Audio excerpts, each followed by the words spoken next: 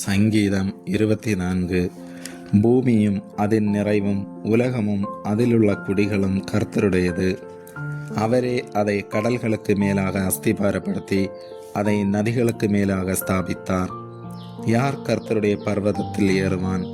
யார் அவருடைய பரிசுத்த ஸ்தலத்தில் நிலைத்திருப்பான்? கைகளில் சுத்தமுள்ளவனும் இருதயத்தில் மாசில்லாதவனுமாயிருந்து தன் ஆத்துமாவை மாயைக்கு ஒப்புக்கொடாமலும் கபடாய் ஆணையிடாமலும் இருக்கிறவனே. அவன் கர்த்தரால் ஆசீர்வாதத்தையும் தன் இரட்சிப்பின் தேவனால் நீதியையும் பெறுவான். இதுவே அவரை தேடி விசாரித்து அவருடைய சமூகத்தை நாடுகிற யாக்கோபு என்னும் சந்ததி.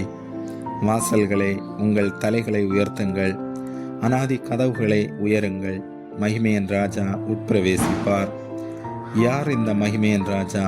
அவர் வல்லமையும் பராக்கிரமும் உள்ள கர்த்தர். அவர் யுத்தத்தில் பராக்கிரமம் உள்ள கர்த்தராமே. வாசல்களே, உங்கள் தலைகளை உயர்த்துங்கள், அநாதி கதவுகளை உயருங்கள். மகிமையின் ராஜா உட்பிரவேசிப்பார். யார் இந்த மகிமையின் ராஜா? அவர் சேனைகளின் கர்த்தரானவர். அவரே மகிமையின் ராஜா. ஆமேன்.